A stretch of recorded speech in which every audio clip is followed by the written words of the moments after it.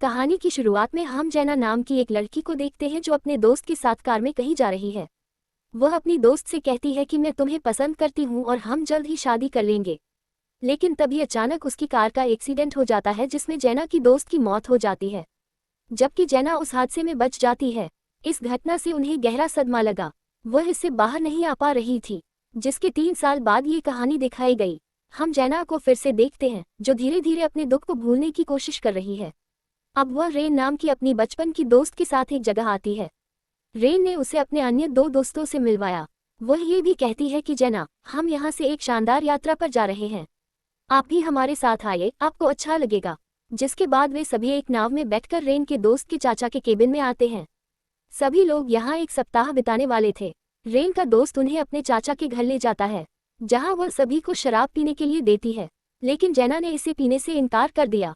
जिसके बाद वह केबिन में आ गई। यहाँ वह अपनी दवाइयाँ देखती हैं, जिसे वह अपनी दोस्त की मौत के बाद ले जा रही थी। क्योंकि उनकी मौत से उन्हें गहरा सदमा लगा था, वह डिप्रेशन की शिकार थीं, लेकिन अब वह उसे दवाइयाँ देकर वापस रख लेती है, क्योंकि वह अपनी पूरी जिंदगी इस तरह दवाइयों पर नहीं गुजारना चाहती थी। वह सोचती है कि मैं उनके बिना रह सकता हूँ। रात को सब लोग एक साथ खाना खाते हैं। रेन के दोस्त के चाचा ने उसे बताया कि हमारे शहर में हर साल एक त्योहार होता है, जिसमें एक पार्टी भी रखी जाती है, इसलिए मैंने आपका निमंत्रण भी तैयार कर लिया है, आप भी वहां जाइए। मुझे उम्मीद है आप वहां जाएंगे और खूब मजा करेंगे। रेन की दोस्त उसके चाचा से कहती है कि ठीक है चाचा, मैं अपने दोस्तों के साथ पार्टी में आऊँगा।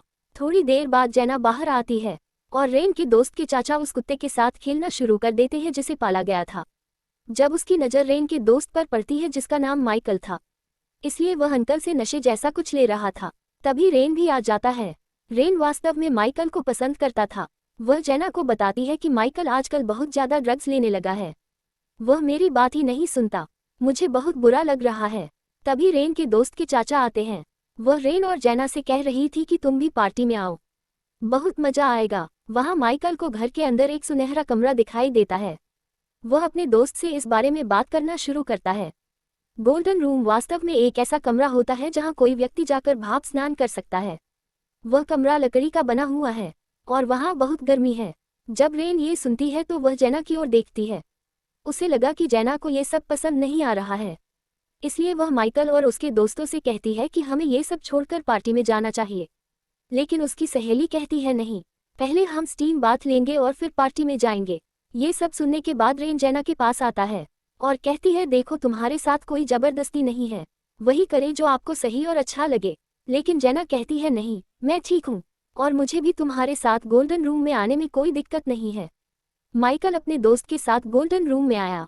जैना भी वहां जाने के लिए तैयार है। वह अपने गले से पहले अपनी दोस्त की अंगूठी उतार देती है जो वह हमेशा अपनी चेन में पहनती थी। जिसके बाद वह गोल्डन रूम में आती है। उसके हाथ में पानी की 2 बोतलें थीं। रेन भी सुनहरे कमरे में माइकल के पास आया। जब वह वहां जाती है तो उसे गर्मी लगने लगती है, क्योंकि वहां तापमान बहुत ज्यादा था, जिसके कारण गर्मी बहुत ज्यादा थी।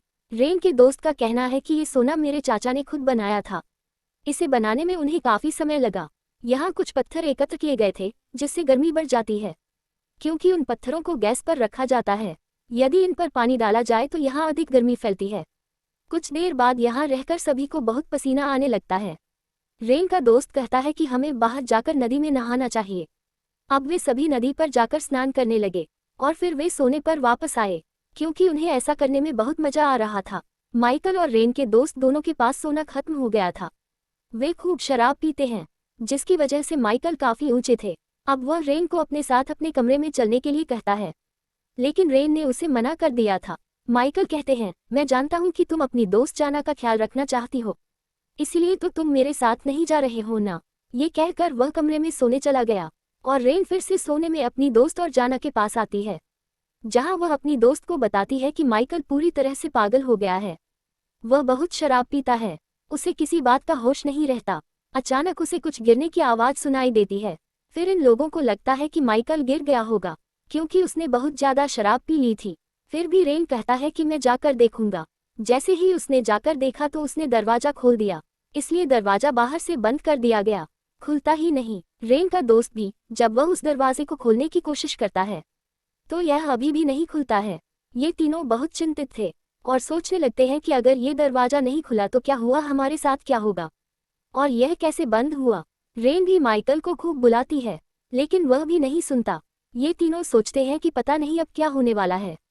रेन के दोस्त का कहना है कि यहाँ गर्मी बढ़ेगी, जो हमारी त्वचा को जला सकता है। हमें जल्द ही यहाँ से निकलना होगा। रेन की आंखें अचानक ऊपर उठ जाती हैं, जहाँ उसे एक डिवाइस नजर आती है। वह अपनी सहेली से पूछती है कि यह उपकरण क्या करता है। वह बताते हैं कि इससे यहाँ के तापमान के बारे में पता चलता है। रेन ने कहा कि अगर हम इसे तोड़ दें तो क्या पता यहाँ का तापमान सामान्य हो जाए।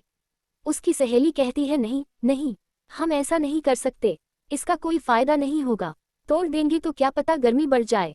तभी वो तीनों कुछ और ही सोचने लगते हैं, क्योंकि उन्हें पता था कि वे इस कमरे में बुरी तरह फंसे हुए हैं। रेन वहीं लेट जाता है और लकड़ी के चम्मच से दरवाजे के शीशे पर वार करता है, लेकिन इसका कोई फायदा नहीं हुआ, क्योंकि वह शीशा टूटता नहीं है।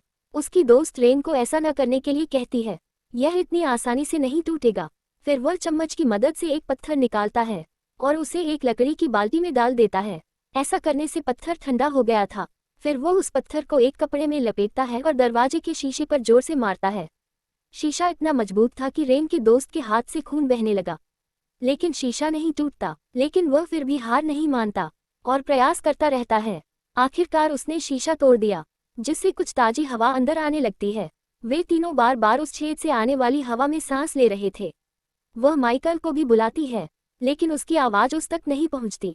तभी रेन के दोस्त की नज़र बाहर सीढ़ियों पर पड़ती है, जो दरवाजे के सामने हैं। यही कारण था कि स्वर्ण द्वार नहीं खुल रहा था। वह सोचती है कि वह इस सीढ़ी को कैसे हटा सकती है। रेन का दोस्त कहता है कि हमें कुछ करना होगा। जेना उससे पूछती है कि हम यहाँ कितने समय तक रह सकते हैं। रेन के दोस्त का कहना है कि हमें ताजी हवा मिल गई है, जिसकी वजह से हम यहाँ कुछ और समय तक रुक सकते हैं, लेकिन थोड़ी देर में यहाँ गर्मी बढ़ने लगेगी। उससे पहले हमें कोई समाधान ढूंढना होगा। वह उस पत्थर को एक कपड़े में बांध लेता है और अपना हाथ खींचकर उस सीढ़ी को हटाने की कोशिश करता है, लेकिन इसका कोई फायदा नहीं है, क्योंकि वह पत्थर सीढ़ियों पर चिपक नहीं रहा था। रेन का कहना है कि हम उस डिवाइस को क्यों नहीं तोड़ देते, जिससे यहाँ गर्मी रुकेगी। उनके दोस्त का कहना है कि यह अच्छा आइडिया नहीं है, ऐसा कुछ नहीं होगा। मुझे यकीन है कि ऐसा करने से यहाँ का तापमान बढ़ जाएगा। लेकिन फिर उसे एक और विचार आया। वह रेन से कहता है कि मैं यहाँ बल्ब तोड़ने जा रहा हूँ, जिससे सिस्टम फ्यूज हो जाएगा और हो सकता है कि पूरे घर की लाइट बंद हो जाए, जिससे इस कमरे की गैस और तापमान भी बंद हो जाएगा। अब वह उस लकड़ी के चम्मच को लेता है और बल्ब फ्यूज में डालता है, जिससे पूरे कमरे की लाइट बंद हो गई। लेकिन रेन का दोस्त भी बिजली के झटके से जाग जाता है। ये देखकर जेना और रेन और भी डर गए और वे उसे होश में लाने का प्रयास करते हैं। बाहर दिखाया गया है कि रेन के दोस्त के चाचा उसी उत्सव की तैयारी कर रहे थे, जिसके बारे में उन्होंने ये सब बताया था। उनके साथ एक कुत्ता भी था, जिसे वह घूमने के लिए कहते हैं। वहाँ सोना में उनका झगड़ा हो गया। अभी तक उनकी मदद के लिए कोई नहीं आया था। उनकी हालत काफी खराब हो गई थी। रेन जेना से कहती है कि मुझे माफ कर दो, मैं ही तुम्हें इस यात्रा पर लाया हूँ, लेकिन मुझे नहीं पता था कि यहाँ ये सब होगा। तभी उसे अपने चाचा के कुत्ते की आवाज़ सुनाई देती है, जो जोर जोर से चिल्ला रही थी, ताकि कुत्ते को उनके बारे में पता चल जाए और वो उनकी मदद कर सकता है। उसकी चीख सुनकर कुत्ता जोर जोर से भौंकने लगा। माइकल भी बाहर था, जो अब नींद से जाग चुका था। कुत्ते को इस तरह भौंकते देख वह हैरान रह जाता है। अंदर जेना और रेन माइकल की आवाज़ सुनते हैं और वे मदद के लिए चिल्लाते हैं।